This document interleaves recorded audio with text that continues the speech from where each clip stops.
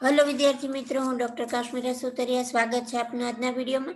आपणे अभ्यास करी रह्या छे मानव प्रजनन तंत्र विषय अने ए चेप्टर अंतर्गत आजना विडियो में आपणे अभ्यास करीशुं शुक्रकोष जनननी प्रक्रिया एटले के जन्युकोषोनुं निर्माण। शुक्रकोषोनुं निर्माण सौथी पहेला आपणे जोईए के जन्युजनन એટલે કે જે જનન અધિચ્છદ પેશી છે, જનન અધિચ્છદ પેશીમાંથી જન્યુજનનની પ્રક્રિયા દ્વારા જન્યુકોષોનું निर्माण થવાની પ્રક્રિયા। આ જે જન્યુજનનની પ્રક્રિયા છે એ જો નર પ્રજનન તંત્રની આપણે વાત કરીએ તો નર પ્રજનન તંત્રમાં શુક્રપિંડમાં શુક્રકોષ જનનની પ્રક્રિયા દ્વારા શુક્રકોષો ઉત્પન્ન થાય છે। અને જો જન્યુજનનની ક્રિયા માદા પ્રજનન તંત્રના સંદર્ભમાં વાત કરીએ તો અંડપિંડોમાં અંડકોષ જનનની પ્રક્રિયા દ્વારા અંડકોષોનું નિર્માણ કરે છે। એટલે કે જન્યુજનન એ ટૂંકમાં જન્યુકોષોનું નિર્માણ કરે છે, જેમાં શુક્રકોષ અને અંડકોષોનો સમાવેશ થાય છે। આ જે જન્યુજનનની પ્રક્રિયા છે, અથવા તો આપણે હવે પર્ટિક્યુલરલી નર પ્રજનન તંત્ર અને શુક્રકોષ જનનની પ્રક્રિયાની જ વાત કરીએ તો શુક્રકોષ જનન પ્રક્રિયામાં કેટલાક અંતઃસ્ત્રાવો જે છે તે ખૂબ અગત્યનો ભાગ ભજવે છે। વિદ્યાર્થી મિત્રો, આપણી એનસીઈઆરટીનો જ પોઈન્ટ છે અને એનસીઈઆરટીમાં શુક્રકોષ જનનની પ્રક્રિયા પૂરી થાય ત્યાર પછી આ વિગત આપેલી છે, જેને મેં અહીંયા ચાર્ટ તરીકે બતાડેલી છે, જે તમને યાદ રાખવામાં ખૂબ જ ઈઝી રહેશે। તો આ જે શુક્રકોષ જનનની પ્રક્રિયા છે, શુક્રકોષ જનનની પ્રક્રિયામાં હાઇપોથેલ્મિક અંતઃસ્ત્રાવ ગોનેડોટ્રોપિન રિલીઝિંગ અંતઃસ્ત્રાવ જે છે તે ખૂબ જ અગત્યનો ભાગ ભજવે છે। આ જીએનઆરએચ અંતઃસ્ત્રાવ છે તેમાં નોંધપાત્ર વધારો થાય છે અને આ જીએનઆરએચ અંતઃસ્ત્રાવમાં નોંધપાત્ર વધારો થતા તે અગ્ર પિટ્યુટરી ગ્રંથિને અસર કરે છે અને અગ્ર પિટ્યુટરી ગ્રંથિને અસર થતા તેમાંથી બે ગોનેડોટ્રોપિન અંતઃસ્ત્રાવોના સ્ત્રાવ છે તે ઉત્તેજે છે। એક છે લ્યુટેનાઇઝિંગ હોર્મોન અને બીજું છે ફોલિકલ સ્ટિમ્યુલેટિંગ અંતઃસ્ત્રાવ એલએચ અને એફએસએચ। વિદ્યાર્થી મિત્રો, અંતઃસ્ત્રાવી તંત્રમાં આપણે આ બંને અંતઃસ્ત્રાવો વિશે માહિતી લીધેલી છે, એટલે તમને નામ પણ યાદ હશે।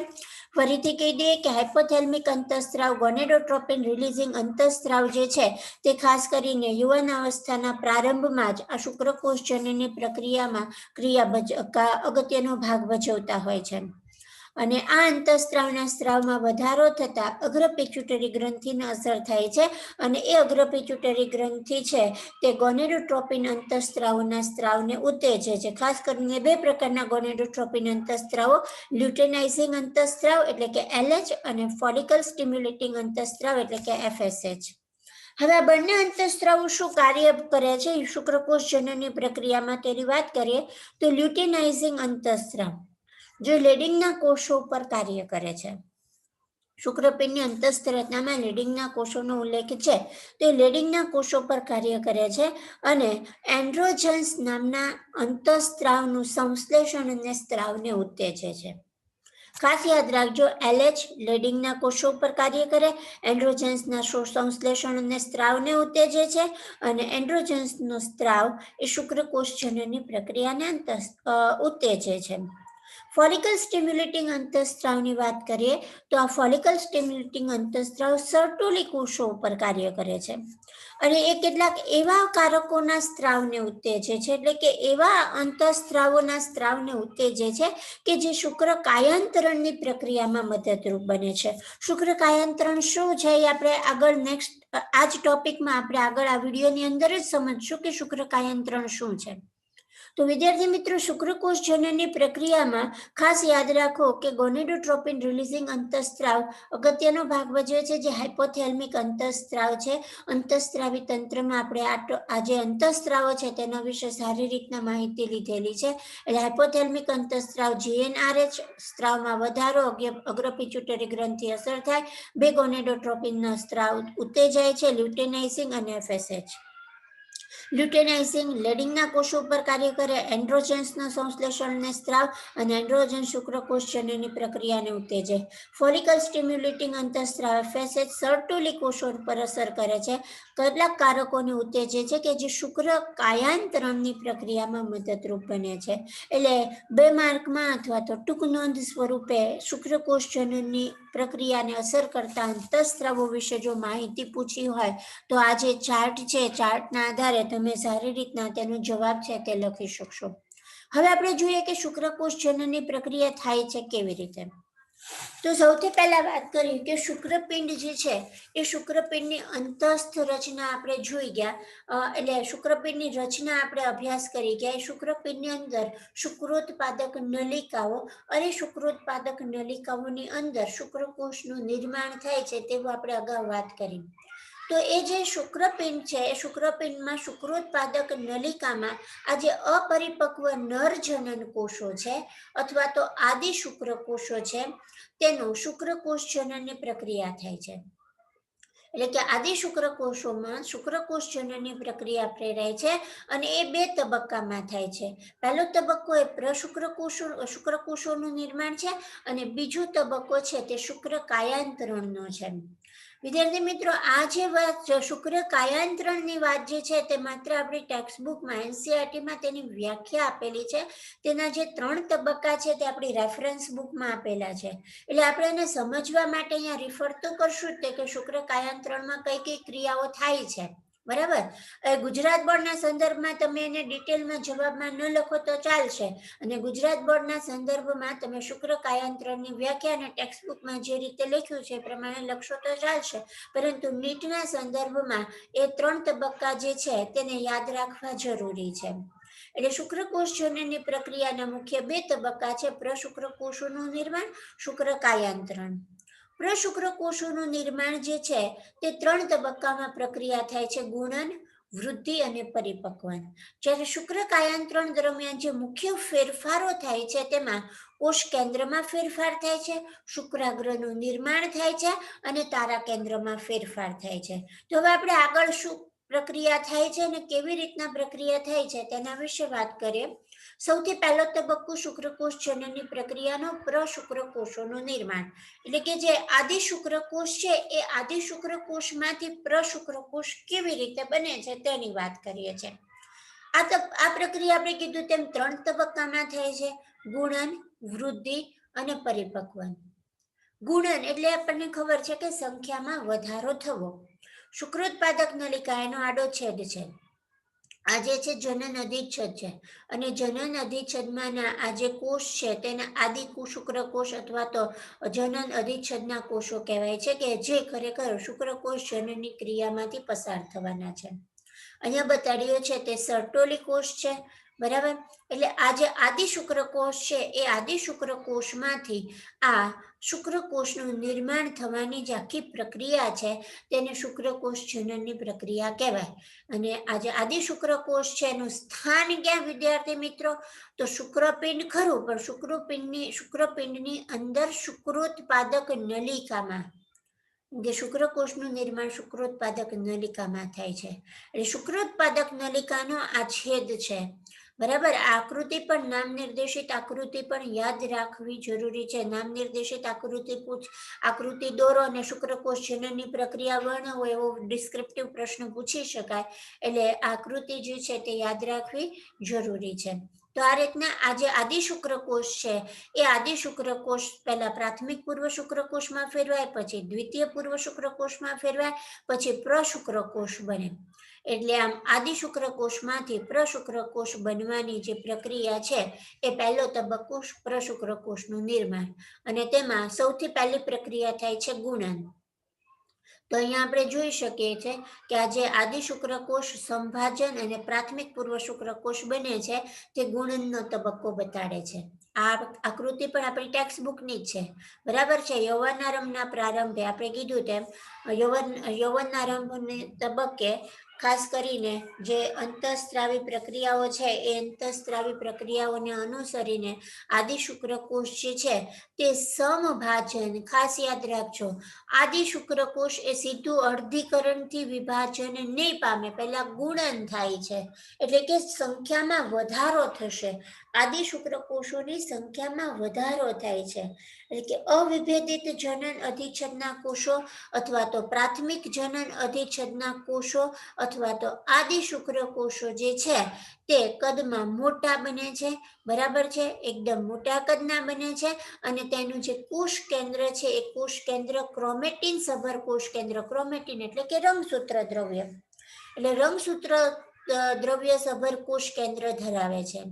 હવે આ જે આદિ શુક્રકોષ છે એ શુક્રોત્પાદક નલિકાની દિવાલની અંદર જોવા મળે છે. આપણને ફરીથી સ્થાન કહી દઈએ છે કે આ જે આદિ શુક્રકોષ, ફરીથી કહું કે આદિ શુક્રકોષ કયો, અવિભેદિત જનન અધિચ્છદ કોષ કયો કે પ્રાથમિક જનન અધિચ્છદ કોષ કયો, ત્રણેય રચના સરખી જ છે. શુક્રકોષ જનનની પ્રક્રિયા શરૂ થાય એ પહેલા આ જે જનન અધિચ્છદ કોષ અથવા તો આદિ શુક્રકોષ જે છે તે કદમાં મોટો બને છે. કોષ કેન્દ્ર છે તે ક્રોમેટિન એટલે કે રંગસૂત્ર દ્રવ્ય સભર બને છે. અને આ બધી જ પ્રક્રિયા શુક્રોત્પાદક નલિકાની અંદર જોવા મળે છે. બરાબર. આ રીતના કદમાં મોટો બનેલો જે આદિ શુક્રકોષ છે તે સમવિભાજન અથવા તો સમસૂત્રી ભાજન પામે છે. એટલે સમવિભાજનની પામે છે એટલે કોષોની અંદર રંગસૂત્રોની સંખ્યામાં ફેરફાર થશે નહીં. અહીંયા 46 રંગસૂત્ર છે તો પછીના બધા જ કોષોમાં 46 રંગસૂત્રો થશે. એટલે કે અહીંયા એક કોષમાંથી અસંખ્ય કોષ બને છે. આ ગુણનનો તબક્કો છે, સંખ્યા વધે છે. અને આ દરેક આદિ શુક્રકોષ, આ બધા આદિ શુક્રકોષ જ છે હજી, એ દરેક આદિ શુક્રકોષમાં રંગસૂત્રોની સંખ્યા છે તે 46 જ રહેશે. બરાબર. એટલે આ રીતે આદિ શુક્રકોષ જે છે તે વિભાજન પામી અને તેની સંખ્યામાં વધારો થાય છે, ગુણન થાય છે. આ વસ્તુ તમને ખ્યાલ આવી ગયો હશે કે આદિ શુક્રકોષ સમભાજન અને અહીંયા આ જે છે એની સંખ્યામાં વધારો થાય છે. આ બધા જ આદિ શુક્રકોષો છે અને તેની અંદર તો કે રંગસૂત્રોની સંખ્યા છે તે 46 જ હોય છે. બરાબર. એટલે સુધીનો આ ગુણનનો તબક્કાની આપણે વાત કરી. પછીનો તબક્કો જે છે તે વૃદ્ધિ તબક્કો કહેવાય છે. તો આ વૃદ્ધિ તબક્કામાં શું થાય છે તો કે આ વૃદ્ધિ તબક્કામાં ફરીથી આદિ શુક્રકોષ જે છે, હવે આપણે શું કહીએ છીએ કે આદિ શુક્રકોષ જે છે, અહીંયા જે છે આદિ શુક્રકોષ તે મોટા જથ્થામાં પોષક દ્રવ્ય અને ક્રોમેટિન દ્રવ્ય છે તે એકત્રિત કરે છે. હવે આપણે અહીંની વાત કરીએ છીએ અને અહીંયા વિદ્યાર્થી મિત્રો આપણી ટેક્સ્ટબુકમાં આપ્યું નથી, પરંતુ તમે એમ કહેશો કે અહીંયા આ એક કોષમાંથી 4 કોષ બન્યા તો આ 4 કોષો અર્ધીકરણ પામે છે એવું બનતું નથી.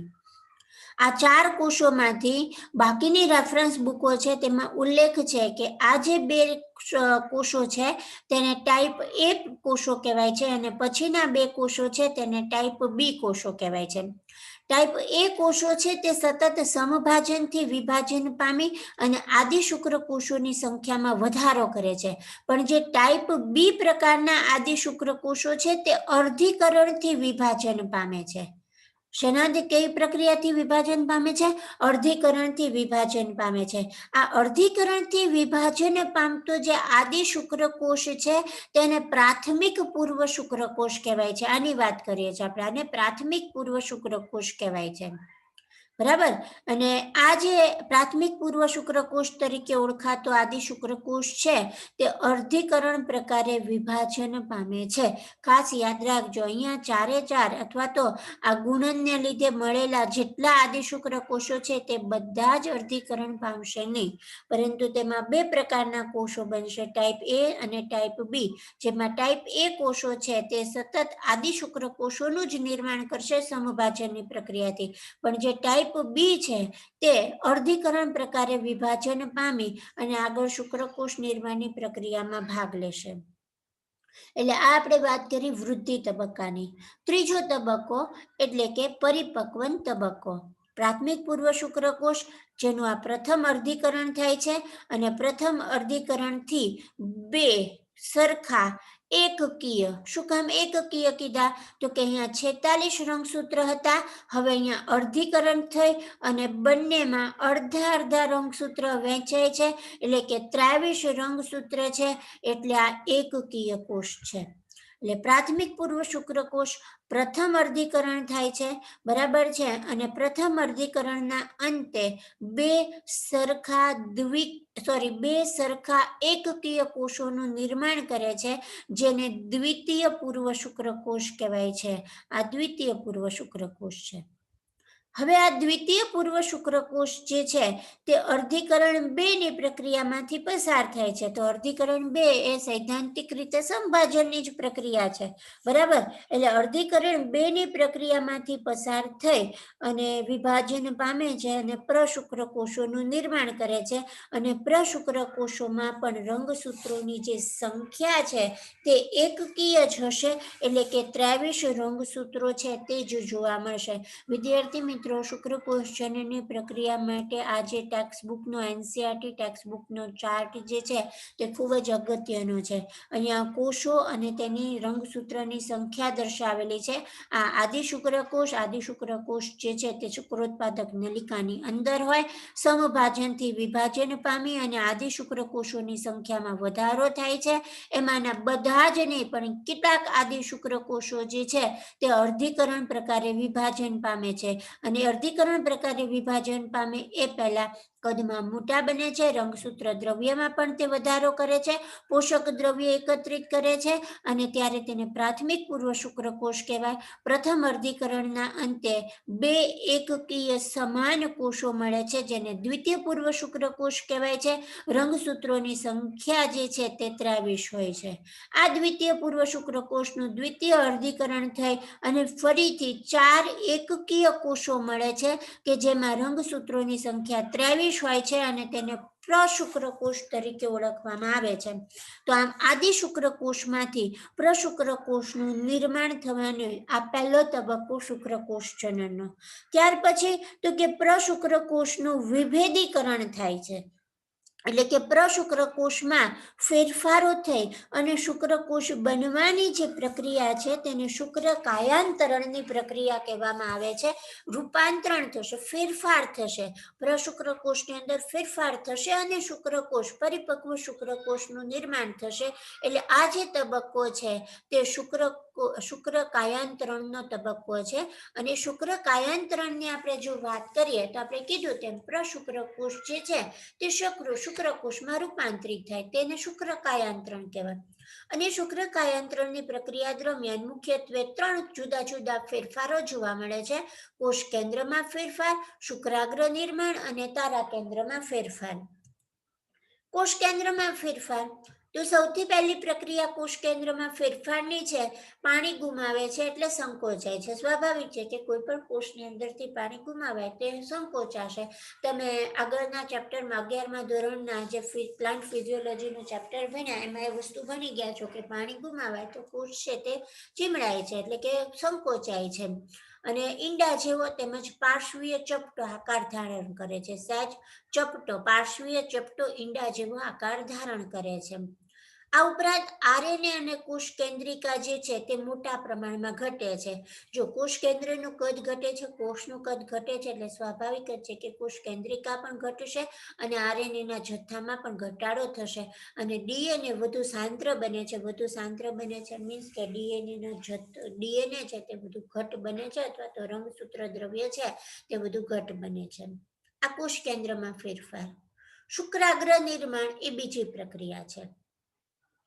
શુક્રાગ્ર એ ખરેખર શુક્રકોષમાં ક્યાં હોય તો કે શુક્રકોષની અગ્ર બાજુએ છે અને તે પ્રોટીએઝ તથા હાયલ્યુરોનિડેઝ ઉત્સેચક ધરાવે છે. આ ઉત્સેચક આપણે જૈવિક અણુમાં નામ ભણી ગયા છીએ આ ઉત્સેચકનું, અને ત્યાં આપણે ઉલ્લેખ પણ કર્યો હતો કે શુક્રાગ્રમાં હોય છે અને અંડકોષમાં દાખલ થવામાં તેને સહાયક બને છે. એટલે પ્રોટીએઝ ઉત્સેચક છે તેમજ હાયલ્યુરોનિડેઝ ઉત્સેચક છે જે શુક્રકોષને અંડકોષમાં દાખલ થવામાં મદદરૂપ બને છે. તો આ શુક્રાગ્રનું નિર્માણ કેવી રીતે થાય છે તો સૌથી પહેલા શુક્રકોષ પૂર્વનું કોષ કેન્દ્ર અથવા તો પૂર્વ શુક્રકોષનું કોષ કેન્દ્ર જે છે તે એક બાજુએ જાય છે, એટલે કે એનું સ્થાન છે તે થોડું ખસે છે. જ્યાં મધ્યમાં છે, મધ્યમાંથી તેનું સ્થાન છે તે એક બાજુ ખસે છે. રંગસૂત્ર દ્રવ્ય સિવાયની બધી જ રચનાઓ છે તે કોષ કેન્દ્રમાંથી બહાર આવી જશે. જે કોષ કેન્દ્ર છે, કોષ કેન્દ્રની અંદર રંગસૂત્ર દ્રવ્ય, કોષ કેન્દ્રિકા અને અન્ય જે ઘટકો હોય છે તે બહાર નીકળી જશે. માત્ર રંગસૂત્ર દ્રવ્ય જે છે તે જ કોષ કેન્દ્રની અંદર રહેશે. કેટલીક ગોલ્ગી પુટિકાઓ છે તે કોષ કેન્દ્રની ઉપર એકત્રિત થશે. કોષની અંદર કોષ કેન્દ્રની ફરતે કેટલીક ગોલ્ગી પુટિકાઓ છે તે એકત્રિત થશે અને આ ગોલ્ગી પુટિકાઓ જે છે તે કણિકા ઉત્પન્ન કરે છે. આ જે કોષ કેન્દ્રની ફરતે ગોઠવાયેલી ગોલ્ગી પુટિકાઓ છે એમાંની કેટલીક ગોલ્ગી પુટિકાઓ છે તે કણિકા ઉત્પન્ન કરે છે અને આ કણિકાઓને પ્રોએક્રોસોમલ કણિકા કહેવાય છે. યાદ રાખજો, કઈ કણિકા કહેવાય છે? પ્રોએક્રોસોમલ કણિકાઓ. આ કણિકામાં પુટિકાનો સમાવેશ હોય છે, જેને પ્રોએક્રોબ્લાસ્ટ કહેવાય છે. જ્યારે બાકીની જે ગોલ્ગી પુટિકા છે તેને ગોલ્ગી રેસ્ટ કહેવાય છે અને એ ગોલ્ગી રેસ્ટ છે તે કોષરસમાં ઓગળી જાય છે, એટલે કે તે આગળ કોઈ પ્રક્રિયામાં ભાગ લેશે નહીં. હવે આ જે દરેક પ્રોએક્રોબ્લાસ્ટ છે તે પ્રોએક્રોબ્લાસ્ટ ઓગળીને મિશ્રિત થઈ જાય છે અને એક મોટી પુટિકા બનાવે છે જેને એક્રોબ્લાસ્ટ કહેવાય છે અને તેની કણિકાને એક્રોસોમલ કણિકા કહેવાય છે. આ એક્રોબ્લાસ્ટ છે એ કોષ કેન્દ્રની તરત ઉપર ગોઠવાય છે અને એક્રોબ્લાસ્ટ છે ત્યાર પછી કોષ કેન્દ્રની સાથે જોડાય અને શુક્રકોષનું શીર્ષ એટલે કે શુક્રાગ્ર બનાવે છે. ફરીથી ફટાફટ કહી દઉં કે પૂર્વ શુક્રકોષનું કોષ કેન્દ્ર એક તરફ ખસે છે, રંગસૂત્ર સિવાયની બધી જ રચનાઓ બહાર આવે છે. ત્યાર પછી કોષ કેન્દ્રની ફરતે ગોલ્ગી પુટિકાઓ એકત્રિત થાય છે. એમાંની કેટલીક ગોલ્ગી પુટિકાઓ પ્રોએક્રોસોમલ કણિકાઓ છે તેનો સ્ત્રાવ કરે છે અથવા તો કણિકાઓ ઉત્પન્ન કરે છે અને આ કણિકાઓ છે તેમાં કેટલીક પુટિકાઓનો સમાવેશ હોય છે જેને પ્રોએક્રોબ્લાસ્ટ કહેવાય છે. બાકીની પ્રોએક્રોબ્લાસ્ટ સિવાયની જે ગોલ્ગી પુટિકાઓ છે તેને ગોલ્ગી રેસ્ટ કહેવાય છે, જે કોષરસમાં ઓગળી જાય છે. આ દરેક પ્રોએક્રોબ્લાસ્ટ છે તે ઓગળી અને એક મોટી પુટિકા બનાવે છે અને તેને એક્રોબ્લાસ્ટ કહેવાય છે અને તેની કણિકાને એક્રોસોમલ કણિકા કહે છે. જે એક્રોબ્લાસ્ટ છે તે કોષ કેન્દ્રની તરત ઉપર ગોઠવાય છે અને ત્યાર પછી તે કોષ કેન્દ્રની સાથે જોડાતા શુક્રકોષનું શીર્ષ એટલે કે શુક્રાગ્રની રચના થાય છે. ત્યાર પછીની ત્રીજો ફેરફાર જે છે તે તારા કેન્દ્રમાં થાય છે. પ્રશુક્રકોષ પાસે 2 તારા કેન્દ્ર છે અને આ બંને તારા કેન્દ્રો એક પછી એક એકબીજાની પાછળ ગોઠવાય છે.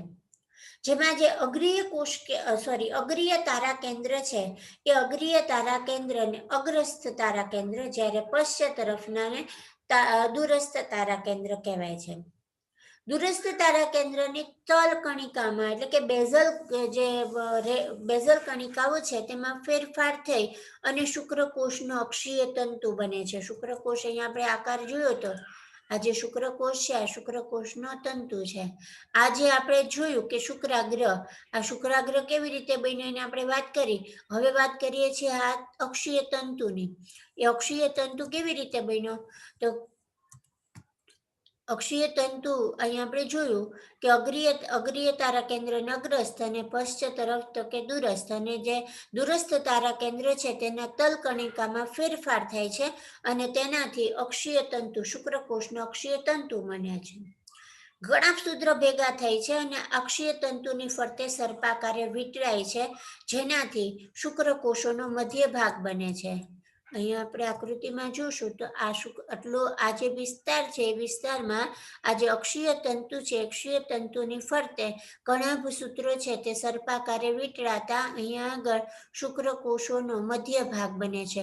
શુક્રાગ્ર બરાબર, આ શુક્રકોષનો મધ્ય ભાગ અને ત્યાર પછીનો તો કે આ અક્ષીય તંતુ. આમાં જે 3 ફેરફારો થાય છે, 3 ફેરફારોના અંતે શુક્રકોષના મુખ્ય 3 રચનાકીય ભાગોનું નિર્માણ થાય છે, જેના વિશે આપણે નેક્સ્ટ વિડીયોમાં અભ્યાસ કરીશું શુક્રકોષની રચનામાં. આ રીતના શુક્રકાયાંતરણ બાદ શુક્રકોષનું જે શીર્ષ છે તે સર્ટુલી કોષોમાં અંતઃસ્થાપિત થાય છે અને ત્યાર પછી સ્પર્મિએશનની પ્રક્રિયા દ્વારા શુક્રોત્પાદક નલિકામાંથી શુક્રકોષો મુક્ત થાય છે. સ્પર્મિએશન એટલે શું? તો કે શુક્રોત્પાદક નલિકામાંથી શુક્રકોષો મુક્ત થવાની પ્રક્રિયા. તો આ રીતે જે આદિ શુક્રકોષ છે તે આદિ શુક્રકોષમાંથી 2 તબક્કામાં પ્રક્રિયા થઈ અને પરિપક્વ શુક્રકોષનું નિર્માણ થાય છે અને તે સ્પર્મિએશન પ્રક્રિયા દ્વારા શુક્રોત્પાદક નલિકામાંથી મુક્ત થાય છે. તો આપણે વાત કરીએ શુક્રકોષ જનનની પ્રક્રિયા વિશે, અંતઃસ્ત્રાવો વિશે ખાસ યાદ રાખવું, 5 સ્ટાર લાઈન પોઈન્ટ છે. ત્યાર પછી આ જે શુક્રકોષ જનનની પ્રક્રિયા કેટલા તબક્કામાં અને કેવી રીતે થાય છે તેનો ચાર્ટ છે.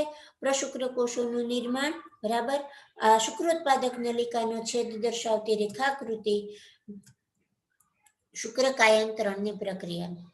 તો વિદ્યાર્થી મિત્રો, શુક્રકોષ જનનની પ્રક્રિયાનો અભ્યાસ કર્યા બાદ નેક્સ્ટ વિડીયોમાં આપણે અભ્યાસ કરીશું શુક્રકોષની રચના વિશે. આશા છે કે આપને આજનો ટોપિક સારી રીતના સમજાણો હશે. Thank you.